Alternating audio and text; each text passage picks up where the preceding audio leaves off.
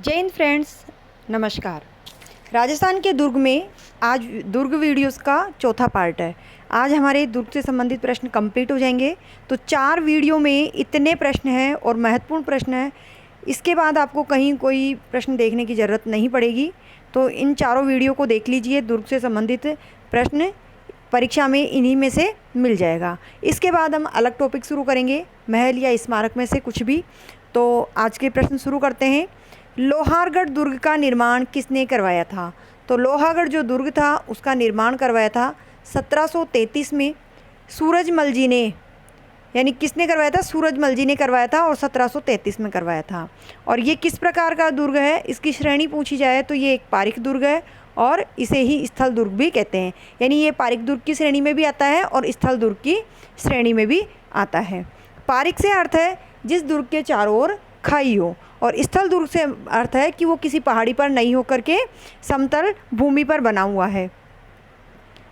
जमीन का जेवर किस दुर्ग को कहा जाता है? देखो, इतनी इम्पोर्टेंट बात है कि किसी दुर्ग को जमीन का जेवर कहा जाता है। जमीन का जेवर इसलिए कहा जाता है कि दूर से देखने पर वह दुर्ग ऐसा प्रतीत हो रहा है जैसे कि ज़मीन में से निकल रहा हो। तो यह है जूनागढ़ दुर्ग। जूनागढ़ दुर्ग को ज़मीन का जेवर कहते हैं और इसी दुर्ग को बीकानेर दुर्ग भी कहते हैं। और ये कहाँ बना हुआ है? बीकानेर में, इसलिए इसका नाम बीकानेर दुर्ग भी है। जूनागढ़ दुर्ग का निर्माण किसने करवाया? जूनागढ़ दुर्ग के बारे में हम देखते हैं। इसका निर्माण करवाया था 1514 में बीकानेर शासक राय सिंह जी ने। बीकानेर नहीं करवाया था, ये हमें ध्यान रखना है। वहाँ के बहुत इम्पोर्टेंट शासक रहे हैं राव बीका, लेकिन बीकानेर शहर बसाया था। लेकिन बीकानेर का जो दुर्ग है, जूनागढ़ दुर्ग का निर्माण करवाया था राय सिंह जी ने। और इन्होंने इस दुर्ग का निर्माण अपने प्रधानमंत्री करमचंद की देखरेख में करवाया था। तो प्रश्न यहाँ से भी पूछा जा सकता है कि बीकानेर दुर्ग का निर्माण किसकी देखरेख में बनवाया गया और वह कौन थे? जूनागढ़ रायसिंह प्रशस्ति, यानी जिसे हम जूनागढ़ प्रशस्ति या रायसिंह प्रशस्ति भी कह सकते हैं, तो यह किस स्थान पर है? प्रशस्ति में वहाँ के शासकों के बारे में, राजवंशों के बारे में वर्णन होता है। तो जो जूनागढ़ दुर्ग है उसे हम जूनागढ़ प्रशस्ति या रायसिंह प्रशस्ति, जो जूनागढ़ दुर्ग में प्रशस्ति लगी हुई है वह रायसिंह जी के बारे में है, वहाँ के वंश के बारे में है। तो जूनागढ़ दुर्ग के मुख्य सूरजपोल द्वार पर, जो मुख्य द्वार है दुर्ग का, जो प्रथम द्वार है वो मुख्य द्वार होता है। तो उस द्वार के बाद में एक परकोटा बनाया गया है। यानी जो दुर्ग है, दुर्ग का ये मुख्य द्वार है, ये द्वार तो सूरजपोल द्वार है। उसके बाद में इस प्रकार का परकोटा बना हुआ है। यहाँ पर एक कर्णपोल नाम का द्वार है। तो यहीं पर प्रशस्ति लगी हुई है और इसके लेखक है जयिता। तो ये नाम भी हमें ध्यान रखना है। यहाँ कितने प्रश्न बनते हैं? जूनागढ़ दुर्ग का जो मुख्य द्वार है उसका नाम सूरजपोल है। उसके बाद में एक परकोटा बना हुआ है, उस परकोटे में कर्णपोल नाम का द्वार है और कर्णपोल पर ही प्रशस्ति अंकित है। तो ऑप्शन में कर्णपोल भी आ सकता है और सूरजपोल भी आ सकता है। अगर कर्णपोल है तो हमें उसी को राइट करना है और निश्चित रूप से कर्णपोल ही ऑप्शन में आएगा, क्योंकि सूरजपोल के बाद परकोटा है, फिर अंदर जाके ये एक मुख्य द्वार बना हुआ है अंदर भी, तो उस पर प्रशस्ति लगी हुई है। और उसके लेखक के बारे में पूछ लिया जाए तो लेखक है जयिता। सिवाना दुर्ग के उपनाम क्या क्या है? जो राजस्थान के दुर्ग हैं उनके कई दुर्गों के अनेक नाम हैं। तो उन अनेक नामों को भी हमें ध्यान रखना पड़ेगा, क्योंकि उनमें से किसी भी नाम से भी प्रश्न बनाया जा सकता है या किसी भी दुर्ग का उपनाम या अन्य नाम भी पूछा जा सकता है। और वहाँ के महत्वता या विशेषता के कारण इन दुर्गों के अन्य नाम हैं। तो जो सिवाना का दुर्ग है उनके अन्य नामों में उनका नाम है सिवाना के दुर्ग का कुमटगढ़ दुर्ग, दूसरा नाम है अणखिलो सीर्णो, तीसरा नाम है मारवाड़ के शासकों की शरण स्थली। तो यह मारवाड़ के शासकों की शरण स्थली के रूप में भी जाना जाता है। आपातकाल में मारवाड़ जो एरिया है, वहाँ के जो भी राजवंश हुआ करते थे वह संकट काल में, आपातकाल में सिवाना दुर्ग में अपना आश्रय बना लिया करते थे। सिवाना दुर्ग में कौन कौन से प्रमुख साके हुए? जो दुर्ग है उसमें साके भी हुए हैं। कई दुर्ग हैं जिनमें एक से ज़्यादा भी साके हुए हैं। तो सिवाना दुर्ग में भी साके हुए हैं। वहाँ पर 2 साके हुए हैं, दोनों साके बहुत महत्वपूर्ण हैं। तो जो प्रथम साका है वह हुआ है 1308 में। और देखो युद्ध किस किस के मध्य हुआ, सातल देव और सोमदेव, ये तो यहाँ के शासक थे। और जो लड़ाई हुई, युद्ध हुआ, उनमें सातल देव और सोमदेव एक तरफ चौहान वंश के, और दूसरी तरफ थे अलाउद्दीन खिलजी, यानी अलाउद्दीन खिलजी के समय हुआ। और अगर सिवाना दुर्ग के शासकों के बारे में पूछ लिया जाए तो सातल देव व सोमदेव चौहान थे। दूसरा जो साका हुआ वह हुआ 1559 में। ये हुआ कल्लाजी रायमलोत, और उस समय युद्ध किया था मोटा राजा उदय सिंह जी ने। तो अलाउद्दीन भी, जो प्रथम शाखा था उस समय अलाउद्दीन ने आक्रमण किया था, और दूसरा शाखा हुआ उसमें कल्लाजी रायमलोत ने आक्रमण किया, और मोटा राजा उदय सिंह, इन दोनों के मध्य युद्ध हुआ। मुगल सेनापति शाहबाज खान ने सिवाना दुर्ग पर कब अधिकार किया?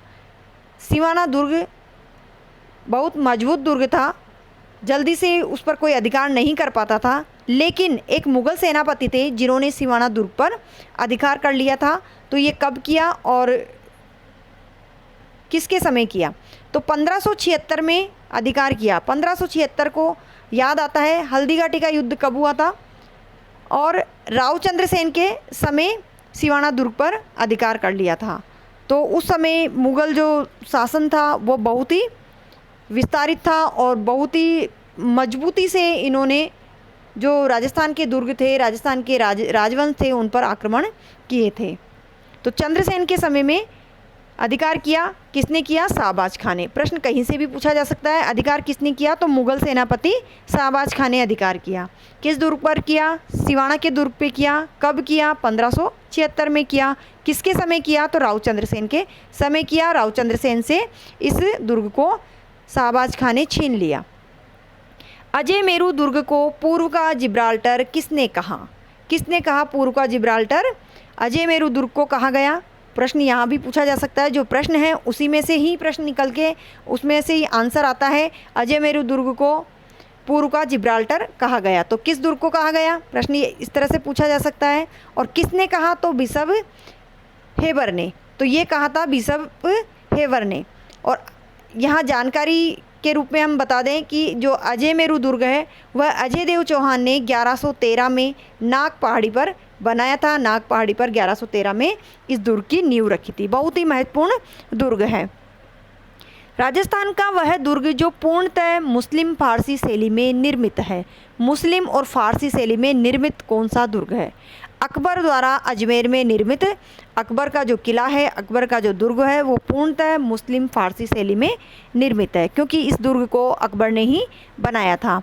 और इस दुर्ग का ही अन्य नाम है, इस दुर्ग को मेगजिन का किला भी कहा जाता है, और साथ ही इस किले को अकबर का दौलत खाना भी कहा जाता है। जब अकबर राजस्थान में आते थे तो यहाँ इस अपने ही दुर्ग में रुकते थे, और इस दुर्ग में ही महाराणा प्रताप को बंदी बनाने की योजना भी इन्होंने बनाई थी। सर्वाधिक स्थानीय आक्रमण किस दुर्ग पर हुए? तो सर्वाधिक आक्रमण वह भी स्थानीय, तो अजय मेरू दुर्ग पर सर्वाधिक स्थानीय आक्रमण हुए। चने की दाल कहाँ चढ़ाई जाती है? प्रश्न कुछ भी हो सकता है, क्योंकि हमें जानकारी होनी चाहिए दुर्ग के बारे में। अजय मेरू दुर्ग में घोड़े की मजार बनी हुई है। कौन सा स्थान है जहाँ चने की दाल चढ़ाई जाती है? घोड़े की मजार पर। और ये घोड़े की मजार कहाँ बनी है? अजय मेरू दुर्ग में, जिस पर चने की दाल चढ़ाई जाती है। हेरम्ब गणपति का मंदिर कहाँ है? महत्वपूर्ण प्रश्न है। हेरम्ब गणपति का मंदिर है जूनागढ़ दुर्ग में। हेरम्ब गणपति से अर्थ है कि वहाँ पर सिंह पर सवार मूर्ति है गणेश जी की, और यह 33 करोड़ देवी देवताओं का मंदिर है यहाँ। तो 33 करोड़ देवी देवताओं का मंदिर कहाँ है? जूनागढ़ दुर्ग में। बूंदी के दुर्ग को तारागढ़ दुर्ग क्यों कहते हैं? एक दुर्ग जो अजमेर का दुर्ग है उसे भी तारागढ़ या गढ़बेटली भी कहा जाता है। दूसरा दुर्ग है बूंदी का दुर्ग, जिसे भी तारागढ़ कहा जाता है। अब दोनों दुर्ग को तारागढ़ कहा जाता है, तो बूंदी के दुर्ग को क्यों कहा जाता है? तो बूंदी के दुर्ग को इसलिए कहा जाता है क्योंकि यह तारे के समान बना हुआ है। इसकी जो बनावट है वो तारे के समान दिखाई देती है, इसलिए बूंदी के दुर्ग को तारागढ़ कहते हैं। और जो अजमेर का दुर्ग है वो वहाँ के शासक की पत्नी ताराबाई के नाम पर तारागढ़ कहलाता है। इस दुर्ग का निर्माण, कौन से दुर्ग का? बूंदी के तारागढ़ दुर्ग का निर्माण 1354 में बरसिंघहाड़ा के द्वारा किया गया था। भित्ति चित्रों का स्वर्ग किस दुर्ग को कहा जाता है? भित्ति चित्रों का, यानी दीवारों पर चित्र बने हुए हैं बहुत ही कलात्मक शैली में, तो यह है बूंदी का तारागढ़ दुर्ग। इस दुर्ग में रंगशाला एवं चित्रशाला है, जिसका निर्माण महाराजा उम्मेद सिंह जी ने करवाया था। हमने पूरा प्रयास किया है कि कोई भी प्रश्न हो तो उसके साथ उससे संबंधित अन्य जानकारी भी दी जाए, ताकि जहां 30 प्रश्न है वहां हमें 50 प्रश्नों का फ़ायदा मिले। जालोर दुर्ग में निर्मित सिरे मंदिर किसको समर्पित है? जो जालोर दुर्ग है उसमें सिरे मंदिर है, इस नाम से मंदिर है, तो वो किसको समर्पित है? वह शिव को समर्पित है। ये नाथ संप्रदाय का मंदिर है। ये एक प्रकार से शिवालय है जिसे मठ भी कहा जाता है। यह मंदिर जालंधर नाथ की तपोभूमि रहा है। महत्वपूर्ण तथ्य है तो इन्हें हमें याद रखना है। कौन सा दुर्ग है जिसमें जहाँ जालंधर नाथ की तपोभूमि रही है? तो वह जालोर का दुर्ग है, दुर्ग के बारे में पूछा जाए तो। और मंदिर का नाम है सिरे मंदिर। अरादा और मगरनी क्या है? दो महत्वपूर्ण शब्द है, इनका अर्थ क्या है? ये दुर्ग से संबंधित है, तो क्या है इनको हमें जानना है। ये दोनों शब्द शत्रु पर वार करने वाले उपकरण है। क्या चीज़ है? ये उपकरण है जिससे शत्रुओं पर वार किया जाता था, और ये दोनों ही कहाँ हैं? रणथंबोर दुर्ग में। अर्रादा पत्थरों की वर्षा, यानी शत्रु पर पत्थरों की वर्षा की जाती थी। ये एक प्रकार से इस तरह से बना हुआ होता था, और यहाँ पर जैसे पत्थर डाला, ये गोल गोल घूमता रहता था। गोल गोल घूमने से इन पत्थरों से इस प्रकार से ये पत्थर जैसे जैसे घूमेगा ये पत्थर नीचे आएगा। ये ऊंचाई पर बना हुआ उपकरण हुआ करता है, तो ऊंचाई से पत्थर गिरने के कारण शत्रुओं को चोट पहुंचती थी और शत्रु वहाँ से भाग जाते थे। तो इस प्रकार का ये अर्रादा होता था जिससे पत्थरों की वर्षा की जाती थी। और दूसरा है मगरनी, जिससे ज्वलनशील पदार्थ फेंके जाते थे, यानी ज्वलनशील पदार्थों का उपकरण है ये। पद्म तालाब का क्या रहस्य है? रणथंबोर दुर्ग का यह एक तालाब है, पद्म तालाब, जिसमें देवलदे ने जल जौहर किया था। और कब किया था? अलाउद्दीन खिलजी ने जब रणथंबोर पर आक्रमण किया 1301 में प्रथम जौहर हुआ था। रणथंबोर दुर्ग पर आक्रमण किया 1301 में। कब किया अलाउद्दीन खिलजी ने आक्रमण? डेट पूछी जा सकती है। किसने किया? कौन से दुर्ग पर किया? 1301 में रणथंबोर दुर्ग पर। तब वहाँ कौन शासक थे? तो महाराजा हम्मीर देव चौहान रणथंबोर के शासक थे, और उन्होंने केसरिया किया और रंगदेवी ने जौहर किया। यह राजस्थान का प्रथम जल जौहर था। प्रश्न पूछा जा सकता है राजस्थान का प्रथम जल जौहर कौन सा था और कहाँ हुआ?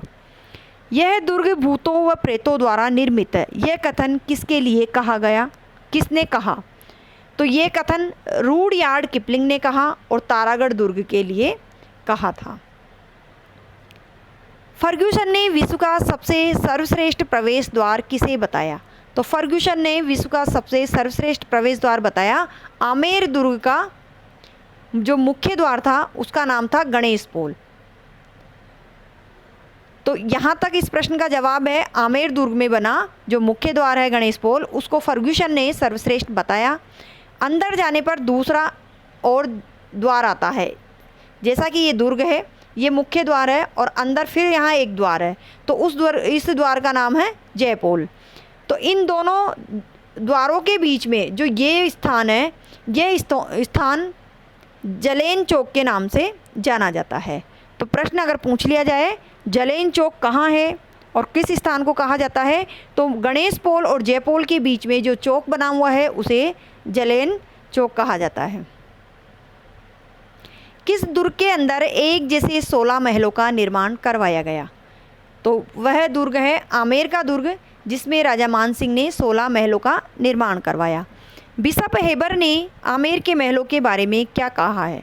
आमेर के महलों के बारे में कहा है, ये आमेर के दुर्ग में बने हैं। मैंने क्रेमलिन में जो देखा और अलब्रम में जैसा सुना, यहाँ के महल उससे भी बढ़कर है, ऐसा कहा बिशप हेबर ने और आमेर में बने महलों के लिए। गेटोर की छत्रियाँ कहाँ हैं? गेटोर की छत्रियाँ प्रसिद्ध है। गेटोर की छत्रियाँ सुदर्शनगढ़ दुर्ग में नहीं, यही हमें ध्यान रखना है, ये दुर्ग में नहीं है।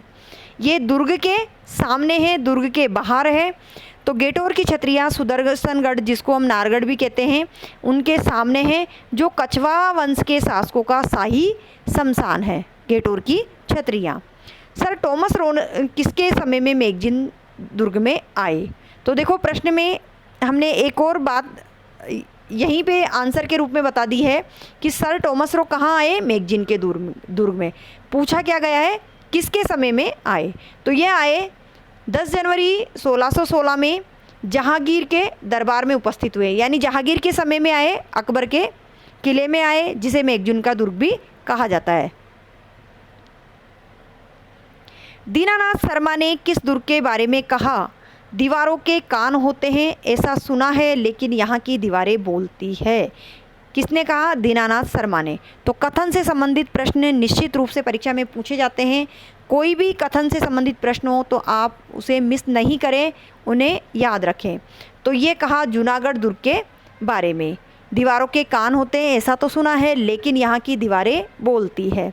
राजस्थान का ये प्रथम दुर्ग जिसमें सर्वप्रथम लिफ्ट लगाई गई, यहाँ पर लिफ्ट भी लगाई गई है और यही सर्वप्रथम लिफ्ट है जो जूनागढ़ दुर्ग में लगाई गई। सिवाना दुर्ग कहाँ है? तो सिवाना दुर्ग है बाड़मेर में। ऑप्शन में क्या आता है उस पर डिपेंड करता है। 56 की पहाड़ियों पर है। एक पहाड़ी है 56 की पहाड़ियों में, हल्देश्वर पहाड़ी नाम से। उस पहाड़ी पर 10वीं शताब्दी के परमार शासक वीर नारायण परमार के द्वारा सिवाना दुर्ग का निर्माण करवाया गया। एक प्रश्न पूछा गया है, आंसर 5 तथ्य इसमें छिपे हुए हैं। प्रश्न क्या पूछा जा रहा है, ऑप्शन क्या आया है, उसी के अनुसार हमें उत्तर देना है। सिर्फ शहर या ज़िले का नाम आए तो बाड़मेर होगा। अगर 56 की पहाड़ियाँ आ जाता है तो 56 की पहाड़ियाँ आंसर करना है, लेकिन 56 की पहाड़ी पर एक पहाड़ी बनी हुई है, उस पहाड़ी का नाम है हल्देश्वर पहाड़ी। तो आप चौंके नहीं, कंफ्यूज नहीं हो। 56 की पहाड़ियाँ ऑप्शन में नहीं है तो हमें हल्देश्वर पहाड़ी याद रखना है, जहाँ सिवाना का दुर्ग है। और किसने बनवाया? वीर नारायण परमार के द्वारा। जालोर दुर्ग को जीतना है तो सिवाना दुर्ग को जीतना होगा, ऐसा क्यों कहा गया है? ऐसा इसलिए कहा गया है क्योंकि सिवाना दुर्ग जालोर दुर्ग की कुंजी है। कुंजी का अर्थ होता है चाबी, यानी जो सिवाना दुर्ग है जालोर दुर्ग की कुंजी है। अगर आपने जालोर दुर्ग जीत लिया, सिवाना दुर्ग जीत लिया, तब आप जालोर दुर्ग को जीतने की बात कर सकते हैं। नटनी की छतरी कहाँ है? नटनी की छतरी जालोर दुर्ग में। सीधा सीधा प्रश्न है, सीधा सीधा आंसर है। यहाँ नटनी की छतरी की बात की गई है तो वह है जालोर दुर्ग में।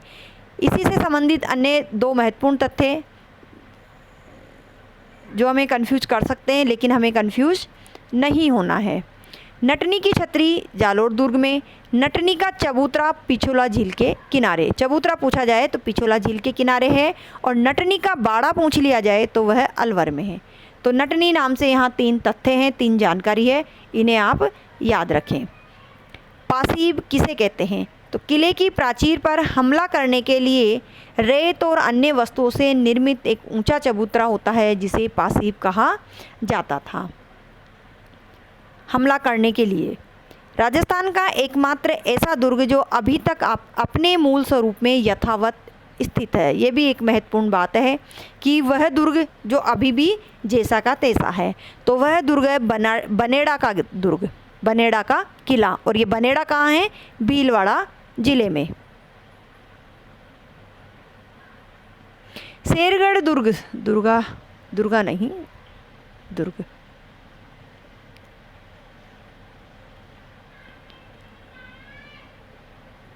शेरगढ़ दुर्ग,